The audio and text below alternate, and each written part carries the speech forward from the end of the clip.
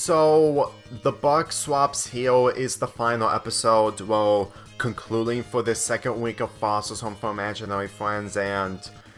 thinking about that this is the last episode that Nani.the.tigress wants me to review, I have to admit, I have mixed opinions on this episode. It's not as bad as I think about it, but that doesn't automatically mean that the humor in this episode saves it. The group go to a swap meet in order to sell old stuff in order to afford new items for their place, and this leads to Eduardo finding $100 bill. Granted, it's mainly the fact that Awabo is stealing things, and he witnessed the $100 bill, but since he got distracted by Eduardo witnessed the $100 bill. And this leads to most of the characters overwhelming him by having him use that $100 bill off of their own choosing. I know what they're doing with this episode when it comes to greed getting in the way. There's nothing wrong with that. However, with that being the main comedy throughout this entire episode, at some points when it comes to Eduardo, it works involving the Wabo who are attempting to steal that money away from Eduardo, but at the same time, everything else when it comes to Mac, Blue, and even Madam Foster, Mr. Hellman, and Frankie, it goes a little too overboard, to the point that the humor involving around it, despite the reasonings of wanting that money to be spent, is getting in Eduardo's way of using that money for himself. The only character that is the most innocent is Wilt, because after hauling in most of the stuff that Madame Foster requests, he gets smashed by a really shining piano that results him to be dehydrated. Honestly, he's the most innocent and doesn't really deserve to be left out when it comes to a serious emergency. And it also shows how they made Madame Foster too over the top when it comes to her selling basically anything. She is considered on selling the bus. It's supposed to be humorous, yes, but at the same time, getting back to fossils is a main priority when it comes to transportation in vehicles. So, honestly, Madame Foster is considered the worst out of the many characters who really want to use that money from Eduardo, while Wilt is considered the best due to the fact that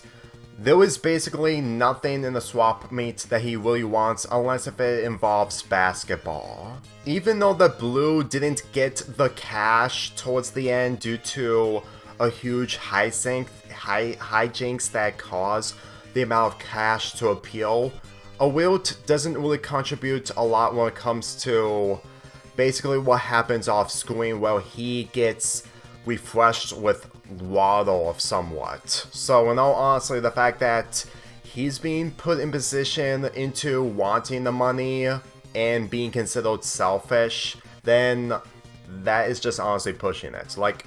Blue at least did something that was considered selfish, but at the same time, the fact that Wilt is considered the only likable character next to Eduardo, I can see for a fact that Eduardo sacrificing what he wants is worth helping out Wilt, because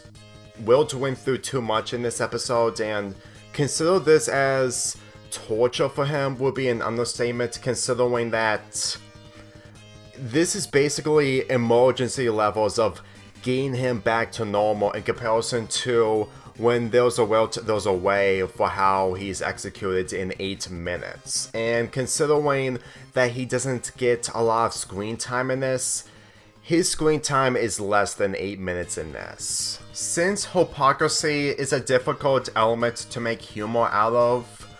when you see Mac along with the other characters going against their world, mainly Mac and Frankie, when it comes to telling Eduardo that he should use the money for himself, only for them to see something that they really want, it really becomes a lot more repetitive when it comes to how hypocrisy just makes it difficult for me to find any enjoyment from the humor. Yes, they're all regretful, not really all of them, but mostly regretful for what they put Eduardo through when it comes to their greed. Which I'll admit, it makes the episode worthwhile thanks to its ending. But then again, seeing characters like Frankie, Mac,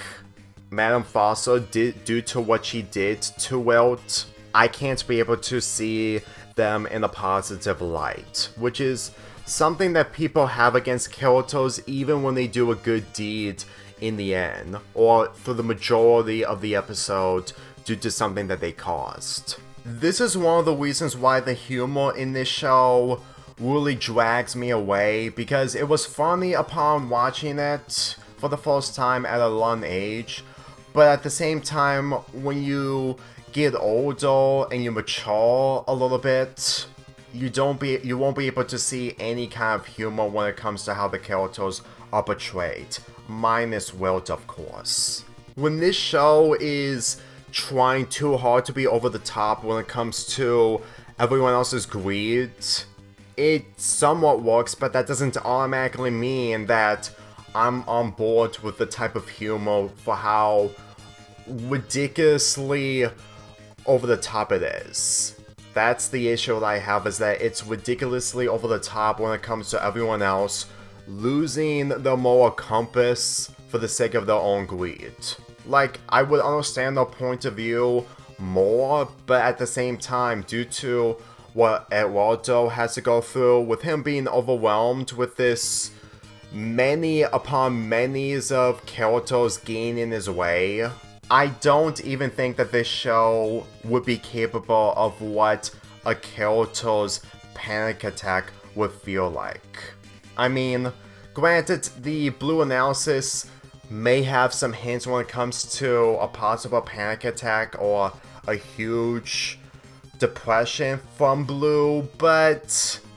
if this show isn't capable of handling that type of material, then I don't even think that I would give it points of seeing of how it would tackle it. I'm just saying, the episodes that may tackle this issue, mainly the Wilt special that I tackled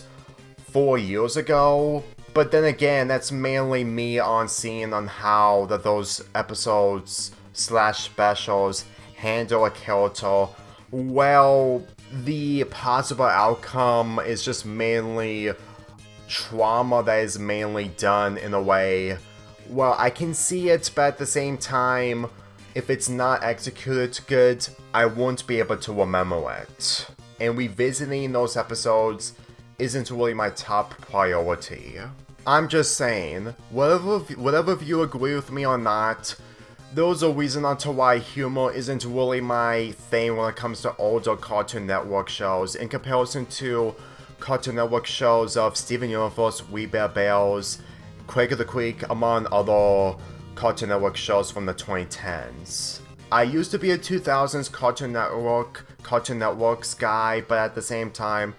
2010s gave me a more of appreciation from Steven Universe among other Cartoon Network shows. That doesn't mean that the humor in this is bad, but at the same time, for how you get older and older, the only way for this humor to work is if new people react to this type of stuff. And even though I didn't see people's reactions, I've seen people making videos off of episodes from this show when it comes to reactions. So I guess the humor still works, but just not for me anymore. So with that being said, to cap off Foster's Home for Imaginary Friends Week 2, I'm giving this episode a 5 out of 10. It isn't as worse as Cheese a Go-Go, but still, I wouldn't recommend this episode unless if you are mostly curious when it comes to the hijinks involving greed. Let's just say that the relatability involving greed in this is way more difficult, knowing full well that you'll end up becoming as unlikable as everyone else. Unless if you're Wilt, who